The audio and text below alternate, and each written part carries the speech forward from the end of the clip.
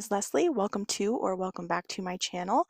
It is May already, believe it or not. So this is my April reading wrap up. April was like a really good reading month for me, not only in quantity of books, but in quality of books. I read some really good ones this month, so let's talk about them. Now, the fact that I reached 17 books in April is incredible to me because the beginning of the month was a little bit slumpy for me. We got to a bit of a slow start. The first book that I finished was Close Protection by Eden Victoria. I love her TikTok. I watch her, which is why I pre-ordered this book. When I heard about it, I really wanted to love it, but it was a 2.5 star for me. It is a YA bodyguard romance. Colson, hi, buddy. He wants to say hi. He says hi. I really wanted to love it. Um, just it was too YA for me. Some of the dialogue between the characters was a little immature, which I mean that comes with the territory of YA. The characters were young. I think they were like 17 and 20. I'm so sorry if you can hear Colson scratching on his scratching post. I think they were between like 117 and 120. So they are young and it felt young. So I think I was probably not the correct audience for this book. If you are a younger audience that enjoys romance, I think you would enjoy this book. But for me, it was a 2.5, and I don't remember if I said this or not, but I read it on my Kindle. So not the strongest start to the month, but I promise it gets better. And again, with the slow start to April, I think this next book, which was my DNF, I think it might be the reason that I was feeling kind of slumpy, and that is Miss Aldridge Regrets by Louise Hare. This is another book that I really wanted to love. It has all of the makings of a book that I would love. It's historical, it's cozy mystery, closed door, very Agatha Christie-esque type of story. And they even talk about Agatha Christie. The main character, Miss Aldridge, she reads the Poirot novels throughout the book. But I feel like the story got so muddled in too many characters and really slow start, a lot of similar names, which was getting very confusing. Because there's this wealthy family that Miss Aldridge is trying to impress, and the patriarch of the family dies mysteriously in a way that is very similar to another death in the beginning of the book, and that Miss Aldrich was there for, and she's the only one that's connecting these two people. And that, yeah, it was very confusing to me. And I got about halfway through and I was like, I just can't. Every time I wanted to read, I did not want to read this. I did not want to pick up this book. And so I would find myself just scrolling on my phone instead of reading when I really actually wanted to read. So I decided to DNF it. This one I am going to unhaul to either a little free library or bring it to a used bookstore or something along those lines. I'm going to unhaul this one. So unfortunately, it was a miss for me. I thought I was going to love it, and I did not. Can't win them all. So next up is where it starts getting good. I read the next in the Miss Marple series. If you've watched any of my other videos, you know I'm trying to read all 13 Marple books this year. And I just finished number 5 in April, which is They Do It With Mirrors, of course, by Agatha Christie. This one was 5 stars for me. I loved it. I think it's my favorite Marple so far, and perhaps one of my favorite Agatha Christie's of all time. So it was just so twisty, and I didn't know who to trust. I didn't know who could be believed. There was a lot of misdirection and twists and turns. I did not guess what was going on until the very end. And just, I don't know, Agatha Christie is a genius. That's all I can say. And this one did feature Miss Marple in it a lot more than some of the previous ones, which I loved because she's just such a funny character. She cracks me up. So, don't ask me character names. I forgot. April felt like a really long month for some reason. Like it flew by, but also like the first of the month feels like forever ago. So don't ask me character names. I did not write them down.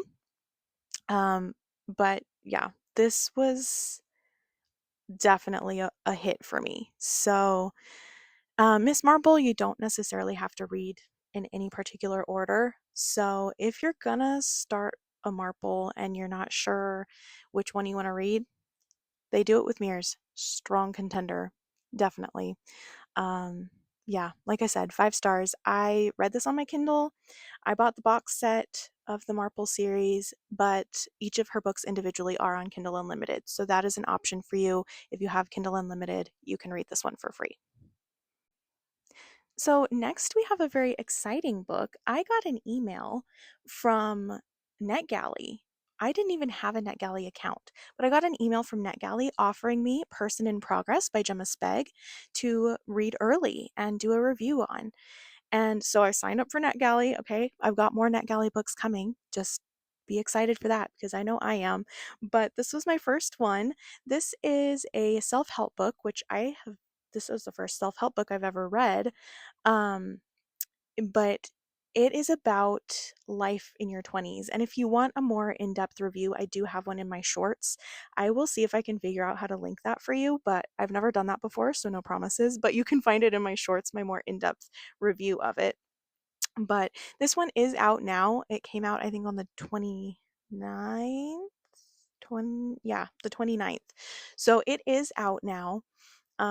But it just follows all of the psychology of going through your 20s because you go through so much. You become an adult, you get a job, you build relationships, and I found it very interesting from a psychology standpoint, less so from a self-help perspective, but definitely it was a very interesting read. So if you are interested in like more nonfiction self-help psychology type of books, then definitely give this one a read. It was very good. Then the next book that I finished this month is Big Stone Gap by Adriana Trigiani. Hopefully I said that right. This is about a 35-year-old woman whose mother just passed away, and she is having a hard time dealing with her grief. She's very lonely. She lives in a small town. She has some friends, but not a lot of friends, and she just feels kind of stuck in a rut. And she gets some big news that I don't want to say what it was because that would be a spoiler, but she gets some big news that kind of sends her on a journey to find herself. And I think this is marketed as a romance, but really I feel like it was more of a general fiction with a subplot of romance. But the romance was really sweet and wholesome. This is an older book.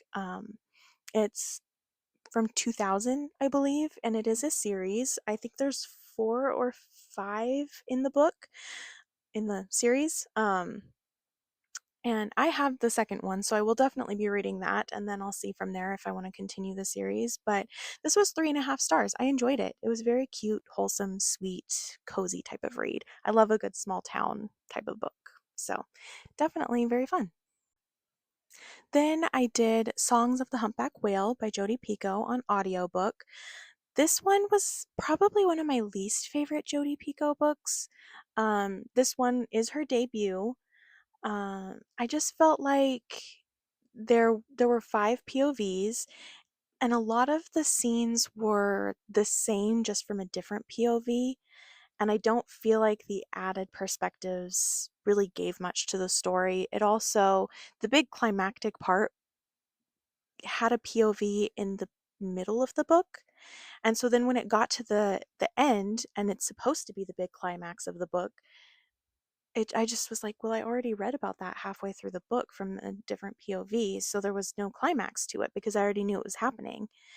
And the timeline was really jumpy, which got confusing. Maybe if I had the physical copy, it might have been better because I could look back and see what timeline I'm actually in.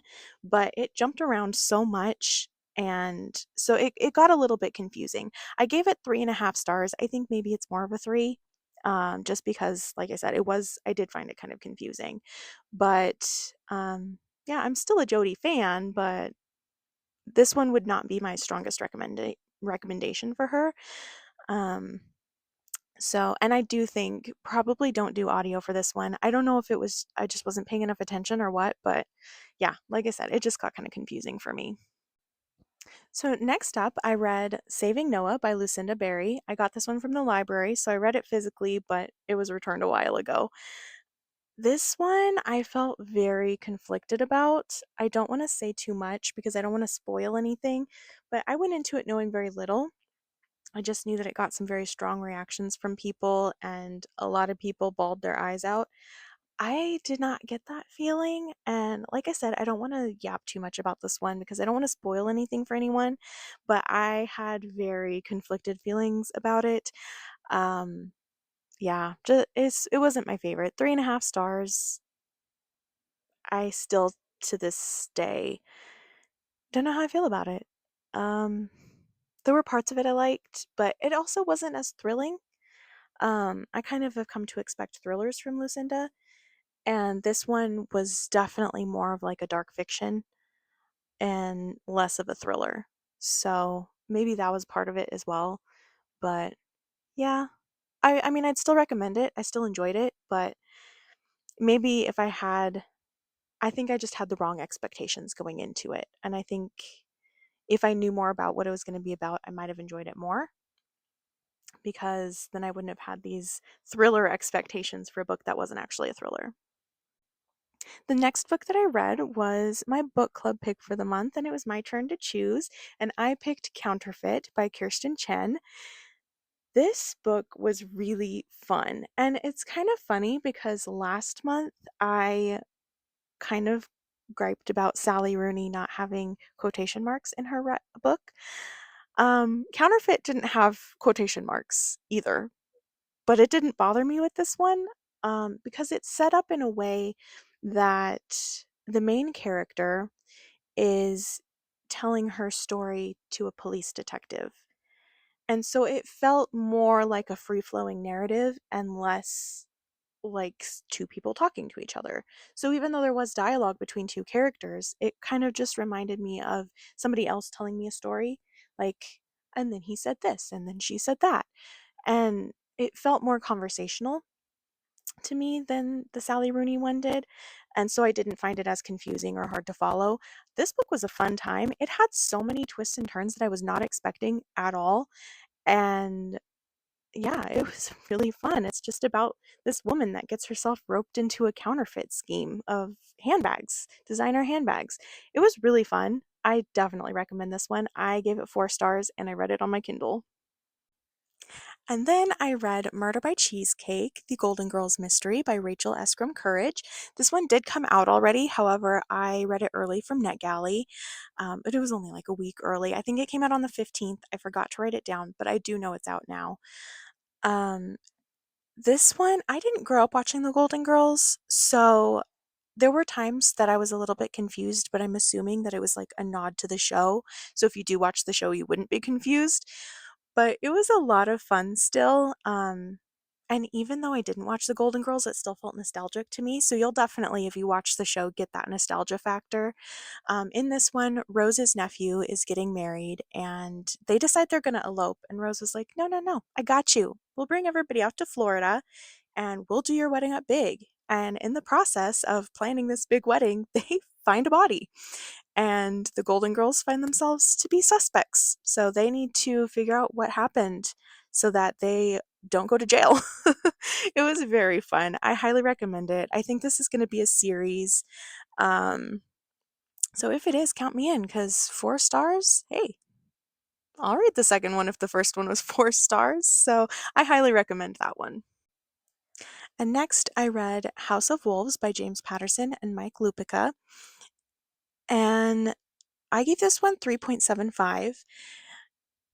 It lost some points for being too much about football. I mean, I should have expected it because this wolf family, they have, they own a football team. But there was a lot of running plays and doing training and warm ups and yeah, I think like half the suspense in this book was who's going to win the football game suspense, and that was not for me. I am not a sports girl. All of the suspense outside of football, I highly enjoyed. Um, I think Mike here is a football reporter or sports reporter of some kind, so all of this that's where the sports stuff came in. James Patterson is always really good about co-authoring with people that know the subject of the book outside of the thriller portion. Um, but yeah, It would have rated higher if there was less football. If you enjoy football and you enjoy thrillers, definitely pick this one up. If you don't enjoy sports, maybe pass on that one. And then I read Finley Donovan is Killing It by Elle Casamano. I did this one on audiobook, and that was really fun. I enjoyed the voices of the characters a lot. The narrator did a really good job. This is the first in the Finley Donovan series, and it was so fun. Such a cute, cozy mystery. I love cozy mysteries. And this one ended on a big cliffhanger, so definitely want to be continuing this series. I think there's 5 question mark 5 or 6 out. Maybe 5 are out and the 6th is coming. I don't know, but it is a series and I do want to continue it because I had a really good time. And I think I want to continue the whole series on audio because I really enjoyed the voices, especially Vero. I don't know, something about her voice was really fun to me. So, yeah, a lot of more twists and turns than I really expected. It was funny. Like there were times where I was just like driving in my car laughing because the book was just funny. Like it's such a silly concept because Finley's an author and while she's having a discussion in a Panera with her publisher, somebody overhears her and misunderstands the situation and thinks that Finley is a hitwoman. And he slides her a note asking her to take out her husband, and Finley's hard up for cash. So she's like, yeah, I'll think about it. So it was just really fun. I definitely recommend that one. And this next one broke my whole heart. That's Beyond Reach by Karen Slaughter. I read this one on my Kindle. This is number 6, the last one in the Grant County series, and I knew it was going to break my heart, but I didn't know how badly it was going to break my heart. I can't say too much since it is the 6th in a series, but I will tell you 5 stars, my favorite one in the series, possibly my favorite Karen Slaughter I've read so far, and I have read like a dozen or more of her books. I loved it. And if you enjoy having your heart broken and not put back together because she just left that thing broken in the gutter, getting stomped on and rained on and trampled. So if that's the type of thing you enjoy, then I highly recommend this book. And then on my Kindle, I read First Comes Scandal by Julia Quinn. This is the 4th and final book in the Bridgerton prequel novels, also known as the Rokesby novels. This one follows Georgiana and Nicholas, Nicholas being the Rokesby. Georgiana is a Bridgerton. And this one was really fun. I think not my favorite in the series. I think the first one is still my favorite, but this one I definitely liked than the middle two. Those ones were just kind of mid. But this one we're back in London, thank goodness, because the middle two were not in London and it just felt wrong. It just felt wrong. This one is back in London. There wasn't a ball, which was a little disappointing, but I definitely enjoyed this one more. This is kind of like a childhood friends to lovers trope, and Georgiana gets kidnapped by this guy she's courting, and they were alone. And so, even though nothing happened, her reputation is ruined. And so Mr. Rokesby says, oh, well, Georgiana is my goddaughter and I need to take care of her. So guess what, Nicholas? Hey, son, you're going to have to marry her. And he's like, really? Do I? And she's like, oh, really? Does he? But then they do, which is not a spoiler because it's a romance. So of course you know they're going to get together. But yeah, it was, it was cute. I enjoyed it. I gave that one, how many stars? 4 stars. 4 stars. And next, I listened to Everything is Tuberculosis by John Green. I used my Spotify hours for this one. And I knew that I wanted to read this because it's John Green. I am very close to reading all of his books, so that's kind of a goal that I have. And because it is nonfiction, and normally when I read nonfiction, I go for memoirs. So I knew that this was going to be a little bit outside of my comfort zone. So I was like, okay, I'll do this on audio. And I'm so glad I did because John narrates it himself. And you can just like hear his passion about the subject. And he's funny and he's personal. And it's really informative, but still interesting. I was never bored during this book. And throughout all of the history of tuberculosis and the various things that have come about because of tuberculosis, he kind of also follows the story of Henry, who is a tuberculosis patient that he has befriended. And I really enjoyed following Henry's story. Him and his mom, I saw too. Oh my gosh, I saw too just sound, I mean, they both sound like amazing people, but she just sounds like an incredible mom. And I loved hearing about her and Henry and how John Green has like, he has a personal relationship with them still. And yeah, it was very good. I would say everybody should read this book, but everybody should let John Green read this book to them. It was amazing. Highly recommend. And next up, we have my favorite book of the month, and that is The Last Murder at the End of the World by Stuart Turton. First off, okay, this book drew me in because the cover, gorgeous. Even more gorgeous, the edges. This is my first pretty sprayed edge book. I have a couple that are just plain color sprayed edges, but this is my first pretty one, and I'm so glad that sprayed edges are branching out from special editions and fantasy novels into other genres because I don't read fantasy and I'm also not a big hardcover person.